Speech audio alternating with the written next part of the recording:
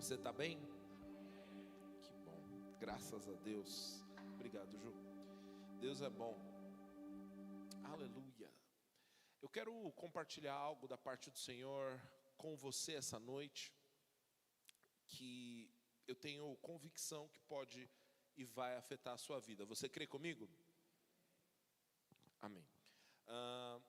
A gente fala bastante aqui na igreja sobre ter a perspectiva de Deus acerca de nós, de quem nós somos. E isso toca no tema identidade, né? A maneira como Deus nos enxerga afeta a maneira como nos enxergamos, e isso afeta a nossa identidade, amém? Hoje eu quero falar sobre a maneira como Deus enxerga, mas não a nós, a maneira como Deus enxerga as circunstâncias. Eu quero falar sobre uma nova perspectiva, a perspectiva de Deus, amém? Sabe, meu irmão, sobre tudo que você está vivendo, sobre tudo que você está enfrentando, sobre cada área da sua vida, Deus tem uma perspectiva própria. Eu não sei se você já viu aqueles filmes, quando eu era criança tinha o Looney Tunes, né? Que basicamente você via assim, o desenho via um monstro enorme, gigantesco, e aí ele via a sombra de um monstro, e aí ele ficava apavorado. Daí quando ele chegava era só um ratinho que estava fazendo sombra com a mão assim. Você já viu um negócio desse? Ok. Muitas vezes, querido, essa é a estratégia do nosso inimigo. A gente ouve um latido, um rugido de um leão, você fala, agora que o diabo vai acabar com tudo, agora já era, não tem mais jeito. Aí quando você chega lá, é só um chihuahua. Porque a perspectiva errada pode te amedrontar. A perspectiva certa te enche de ânimo e de esperança, amém? Glória a Deus. Deus tem uma perspectiva para você. Deus tem uma perspectiva para cada coisa que você está enfrentando. Aleluia. Beleza, vamos lá. 2 Reis, no capítulo 6. Basicamente o que estava acontecendo aqui era um rei que fazia seus planos, e sempre que ele fazia seus planos, Deus revelava para o profeta, para Eliseu, quais eram os planos deste rei. E aí o rei falou, não é possível, tem uma conspiração aqui, porque tudo que eu faço para pegar Israel não dá certo. Vocês estão conspirando, vocês estão, tem um infiltrado aqui, tem um espia. E aí basicamente esse era o contexto. Então os conselheiros do rei foram explicar que não tinha espia. Eles disseram, respondeu um dos conselheiros, nenhum de nós, majestade, é Eliseu, o profeta que está em Israel, que revela ao rei de Israel até as palavras que tu falas em teu quarto. O rei ordenou, descubram onde ele está, para que eu mande capturá-lo. Quando lhe informaram que o profeta estava em Dotã, ele enviou para lá uma grande tropa com cavalos e carros de guerra, e eles chegaram de noite e cercaram a cidade. O servo do homem de Deus levantou-se bem cedo pela manhã, e quando ele saía, viu uma tropa com cavalos e carros de guerra que havia cercado a cidade. Então ele exclamou, meu senhor, o que faremos? Olha só, olha o contexto, né? O rei estava bravo, falou assim, quer saber de uma coisa? Então descobre quem é esse profeta aí, porque hoje ele vai ter o que ele merece. E aí ele manda um exército para pegar um profetinha. E aí o servo desse profeta, o Geazi, ele acorda cedo, e quando ele vai, quando ele sai da sua tenda, ele vê a cidade cercada por um exército esse que veio pegar eles. Então ele exclama, meu senhor, o que faremos? Essa era a perspectiva natural. Estamos perdidos. A quem vamos recorrer? Quem pode ser nosso socorro? E aí o profeta responde, não tenha medo. Olha que bênção, né? Receber a perspectiva de Deus elimina o medo. Por favor, diga amém. Sabe por quê? Porque a perspectiva de Deus é uma perspectiva amorosa. E a Bíblia diz que o amor lança fora o medo. Aleluia. Uma vez, eu e a Estela estávamos para casar, e a gente estava num acampamento. Que ano que era, amor? No Plug lá? 16? A gente estava no acampamento e um pastor fez uma analogia. Enfim, hoje em dia isso daria um baita cancelamento, mas eu vou fazer porque vai te ajudar a compreender o conceito, tá? Eu preciso, como o negócio está no hype, a gente tem que explicar, tá? Repete comigo assim: o pastor Dedé não está dizendo que existe um Deus mãe. Combinado? Estamos combinados, beleza. Mas nós, latinos, né, nós temos um apego maior com as nossas mães. Não é verdade, gente? Você que é menino, jogou bola na rua, o cara pode xingar de qualquer coisa, mas falou da mãe, não é? Porque mãe é sagrado.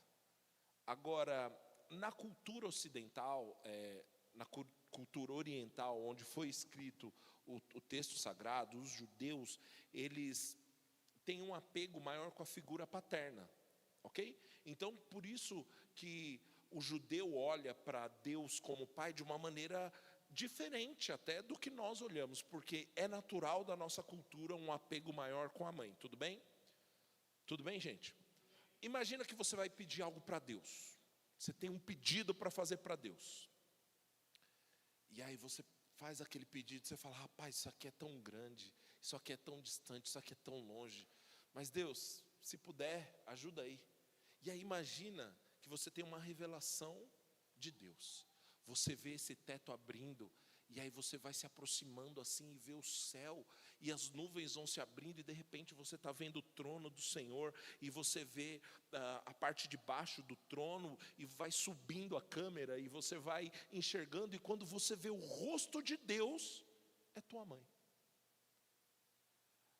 Pergunta: você se sentiria mais confiante para fazer pedidos ousados ou menos? Eu não sei quanto a você, querido, mas se é minha mãe, brother, está resolvido. Cara, porque é minha mãe, sabe? Porque a figura que nós latino-americanos temos de amor se chama mãe. No geral, ok, eu sei que tem famílias e famílias, mas no geral é isso, não é verdade, gente? Um dos maiores símbolos de amor nas nossas vidas é nossa mãe. Você fica com medo de como a sua mãe vai te tratar? Não, porque eu sei que eu sou amado. Agora, consegue perceber que a perspectiva de ser amado lança fora o medo? Você não fica ansioso. Eu acho que o meu exemplo não foi bom.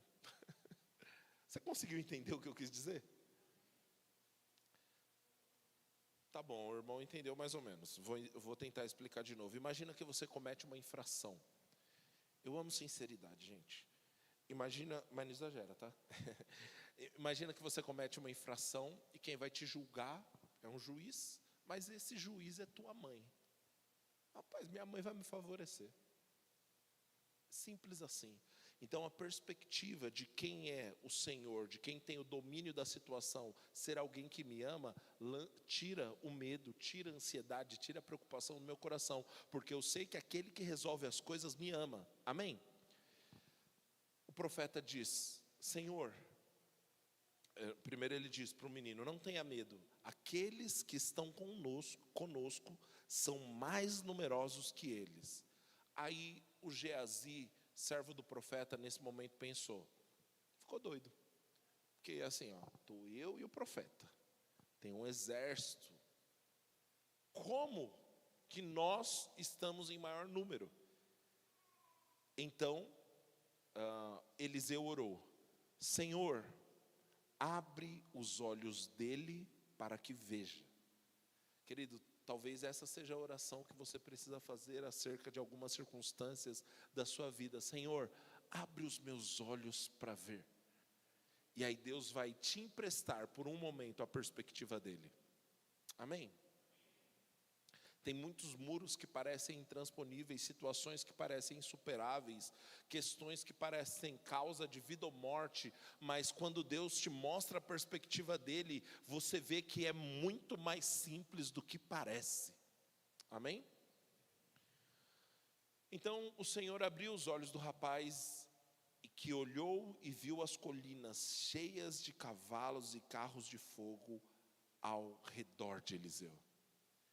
No reino espiritual há uma perspectiva que muitas vezes difere da nossa perspectiva humana.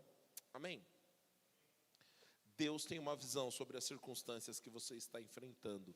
Deus tem uma visão sobre aquilo que você está atravessando. E eu posso te dizer, meu irmão, a perspectiva de Deus te enche de esperança, paz e alegria. Glória a Deus. Receber a perspectiva de Deus acerca das circunstâncias que estamos enfrentando tem o poder de restaurar a esperança em nosso coração. Sabe, eu ouvi um homem de Deus dizendo algo que me abençoou muito. Ele falou o seguinte: a perspectiva de Deus não resolve o problema, mas ela traz uma razão para o problema. Como assim? Hoje eu estou dando uns exemplos, né?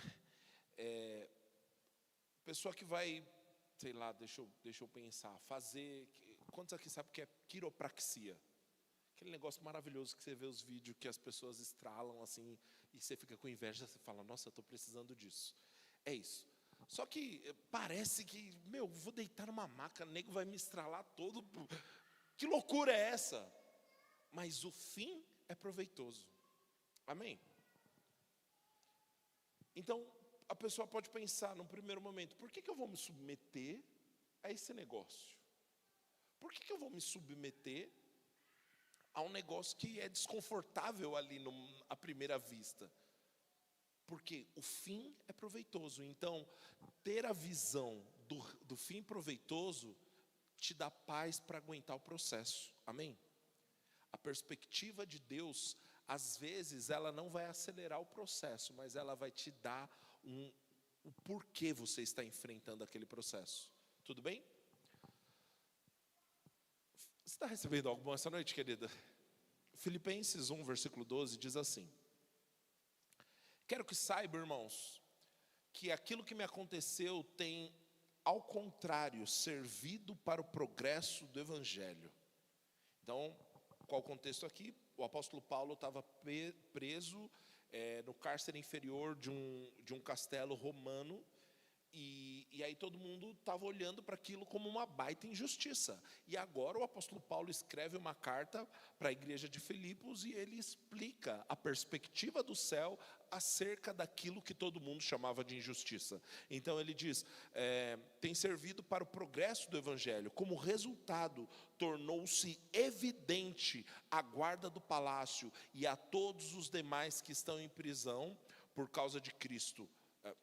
E a todos os demais que estou na prisão por causa de Cristo.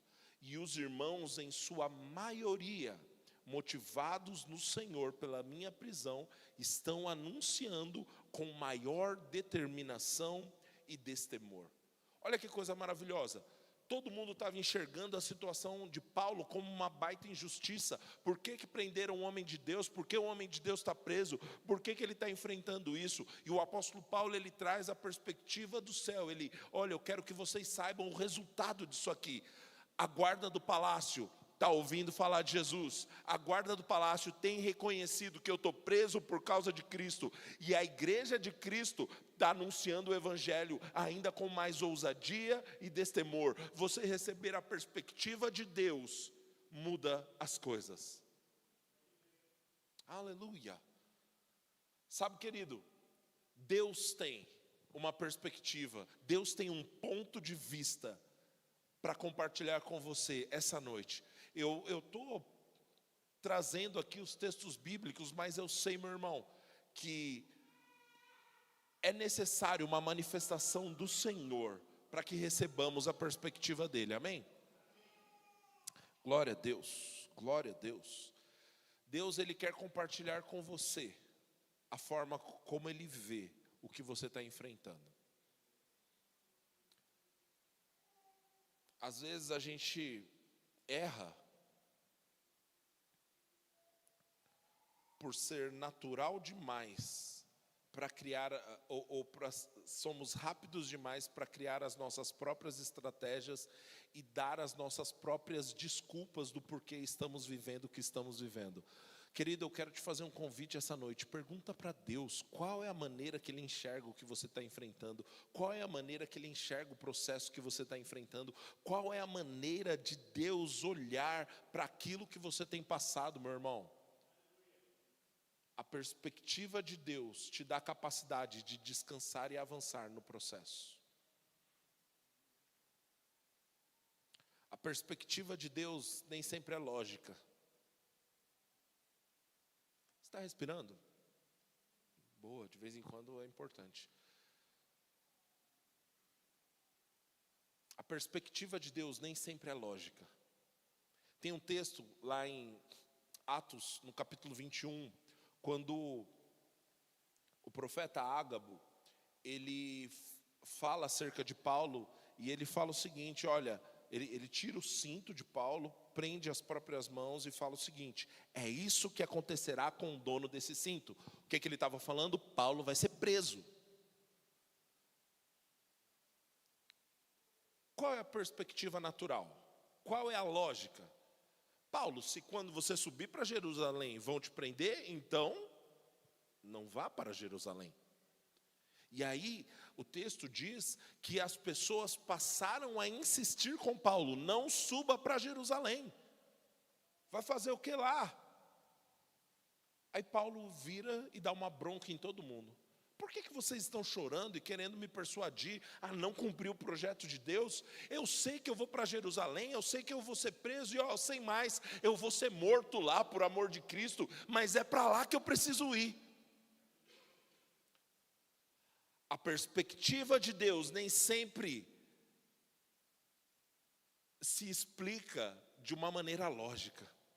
Às vezes a perspectiva de Deus é dizer fica quando todo mundo diz para você sair. Às vezes a perspectiva de Deus é aguenta mais um pouco quando todo mundo diz para você abandonar. A perspectiva de Deus às vezes diz muda para cá, para esse lugar onde ninguém vê nada, quando todo mundo está indo para o lugar onde todo mundo está indo. Querido, Deus tem uma perspectiva para você, obedeça.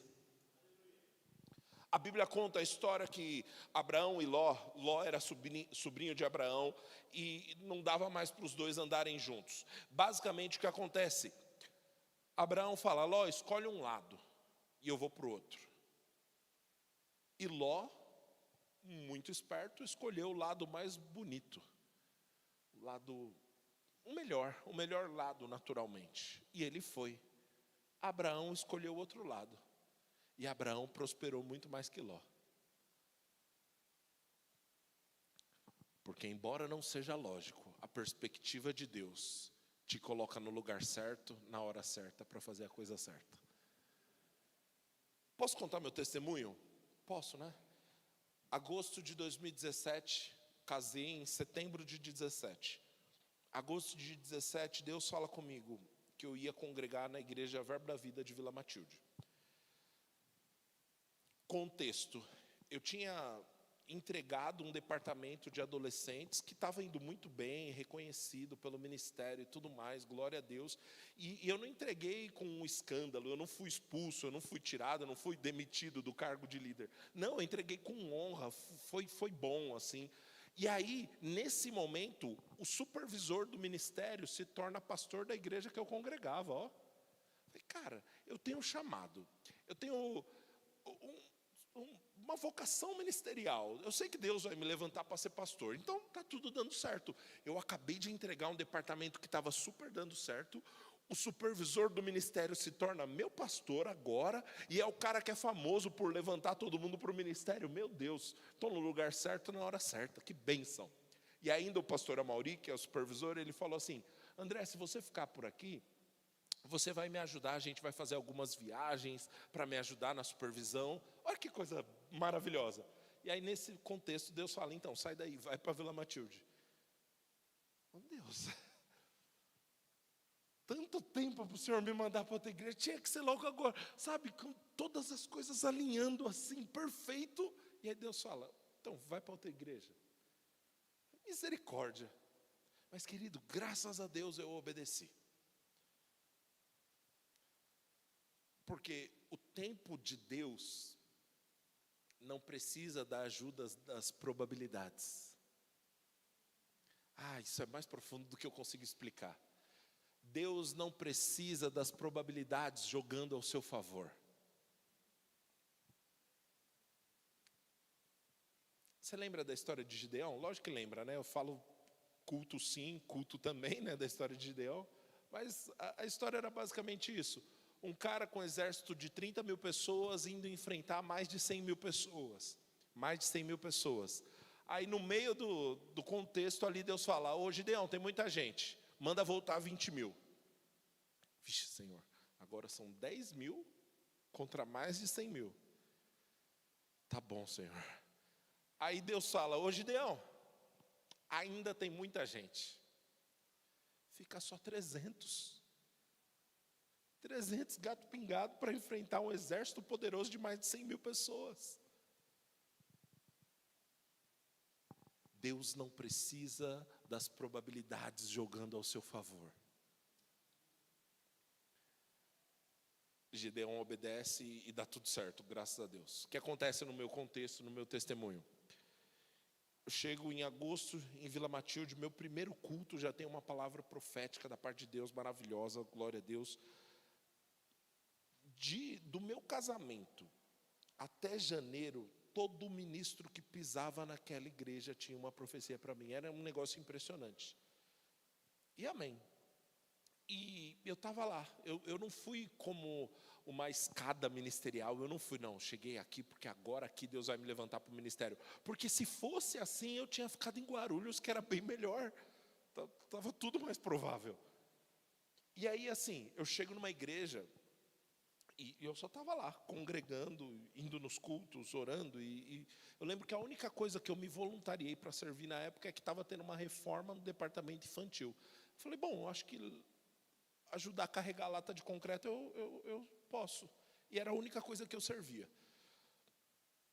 E aí, finalzinho do ano, acaba, beleza, janeiro. Em janeiro, o pastor Neemias, ele fala assim, André, eu vou sair de férias agora, mas quando eu voltar eu quero conversar com você. Beleza, pastor, devo ter feito algo errado, está tudo certo, segue o baile. Quando o pastor volta, ele falou assim, cara, me fala do seu chamado, me fala do seu histórico, tal. E aí eu falei assim, eu vejo Deus levantando você para o ministério. Eu recebi, na verdade, em janeiro, uma profecia, né, do próprio pastor Neemias falando, eu vejo você entrando no ministério, glória a Deus. Isso em janeiro, fevereiro, ele tem essa conversa comigo. Eu estou narrando a cronologia dos fatos só para ficar mais claro. Você precisa entender um contexto.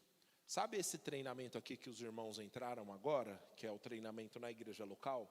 O pastor Neemias já estava treinando uma galera há um certo tempo. Tinham pessoas que já estavam 3 anos nesse treinamento na igreja local. E está tudo bem, né? Estavam nesse treinamento mais interno. Eu falei, beleza, eu vou entrar nessa. Daí tem 3 anos ali, depois um dia Deus vai me levantar, vou ser licenciado, e é isso. Era essa a perspectiva que eu tinha. Março, então, o pastor me apresenta para a igreja, eu entro nesse treinamento da equipe ministerial. Maio, começa um negócio chamado Verbo no Lar, e ele me colocou para coordenar isso. 3 casas, uma em Itaquera, uma em Tatuapé e outra num bairro que eu não conhecia, chamado Parque dos Bancários. E aí a gente começa essas reuniões nas casas, e eu estava coordenando esse negócio, e aí vai passando o tempo, e a gente coordenando esse negócio. Passa alguns meses, o pastor Neemias, que eu falei, tinham pessoas que já estavam há 3 anos nesse treinamento. Depois de 3 meses que eu comecei o treinamento, ele falou, Dedé, Deus falou comigo, esse é o ano do seu licenciamento. Você vai ser licenciado agora. O processo que eu esperava durar uns 3, 4 anos, durou 6 meses. No lugar menos provável. Porque o mais provável é eu estar debaixo do supervisor, auxiliando o supervisor, que é famoso por levantar todo mundo para o ministério. O pastor Neemias, até aquela data, nunca tinha licenciado ninguém. O lugar completamente improvável. Só que por um passo de obediência, Deus acelerou as coisas. Esse ano é o ano do que mesmo, gente? Receber a perspectiva de Deus vai te fazer obedecer. Obedecer vai te colocar no lugar de viver a aceleração da parte de Deus, mesmo quando isso não é provável. Aleluia! Deus sabe o caminho certo para acelerar as coisas, mesmo quando as probabilidades estão jogando contra. Deixa eu te dizer, meu irmão, fica no lugar da obediência, que o lugar da obediência é o lugar que dá certo. Aleluia. Glória a Deus, glória a Deus. Deus é bom. Deus quer compartilhar conosco a perspectiva dele. A partir do momento que você viu da maneira de Deus, continue andando pela fé, continue com os olhos no lugar certo. Isso está muito forte no meu coração, querido. A partir do momento que Deus mostrou a perspectiva dele para você, o que você precisa cuidar é de manter os seus olhos no lugar. Pedro deu um passo de fé, tirou o pé do barco e começou a andar. Qual foi o erro dele? Olhar para onde não devia. Se ele tivesse mantido os olhos em Jesus, ele não tinha afundado. Quando você mantém seus olhos no lugar certo, meu irmão, você permanece andando no sobrenatural. A Bíblia vai dizer lá em Romanos 12, eu acho que é o versículo 2. A gente já está encerrando. Você está recebendo algo bom essa noite? Que bom. Hebreus 12, versículo 2.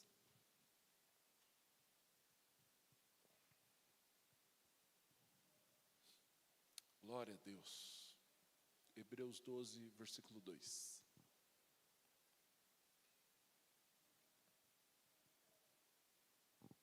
Abro aqui.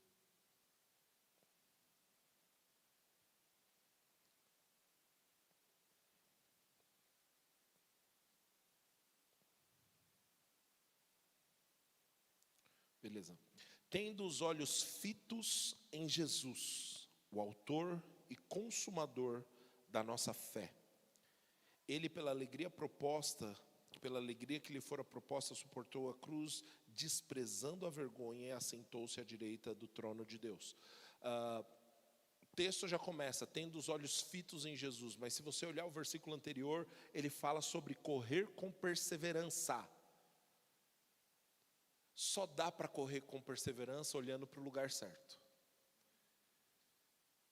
Às vezes a nossa inconstância é fruto das nossas distrações. Às vezes a falta de perseverança revela quão distraído nós estamos. Porque se a gente olha para Jesus, se a gente olha para aquele que é o autor e consumador da nossa fé, a gente não vai olhar para a onda, a gente não vai olhar para vento, a gente não vai olhar para a circunstância, a gente permanece andando sobre as águas, olhando para o nosso Senhor, amém? Aleluia!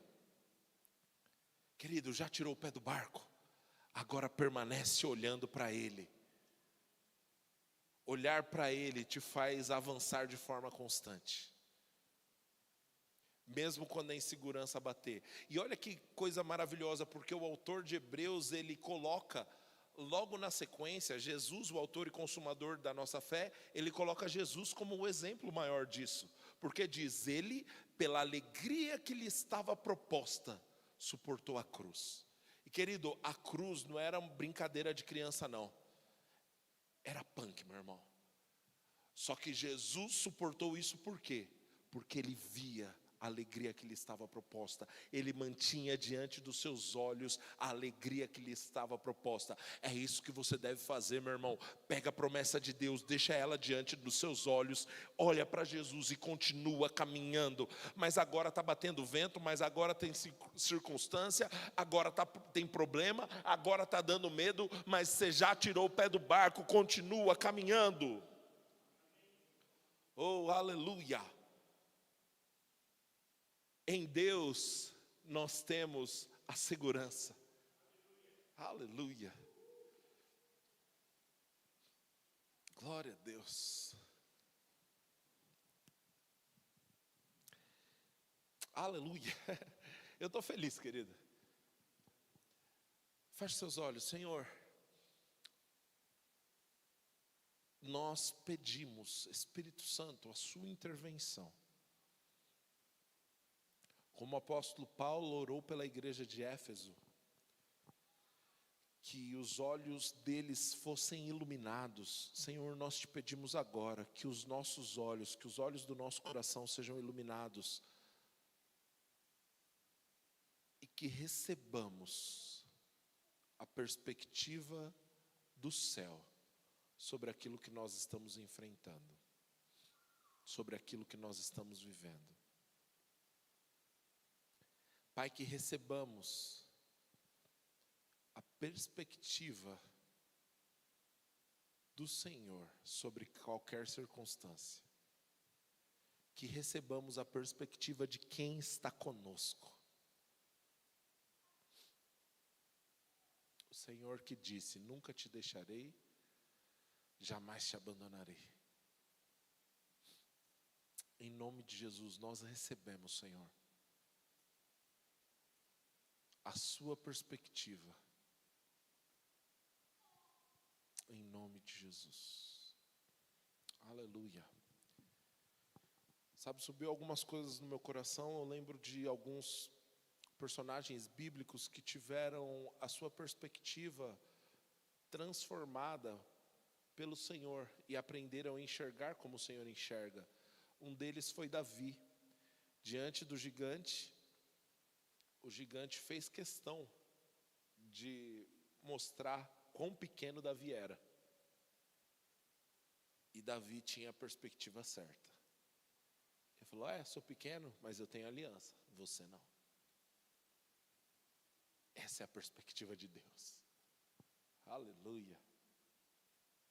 A Bíblia conta, lá em Números, acho que 13, a história dos 12 espias. 10 deles trouxeram um relatório ruim. 2 deles trouxeram um relatório da fé. Os 10 falavam: nós somos como gafanhotos aos olhos deles. Essa era a maneira da perspectiva natural enxergar. Os outros 2, os da fé, disseram: a segurança deles foi removida, porque Deus prometeu a nós aquela terra. Então, se Deus prometeu a nós, quem está em apuro são eles. Quem está com problema são eles, porque Deus prometeu, a gente vai, e eles têm que estar com medo. Aleluia.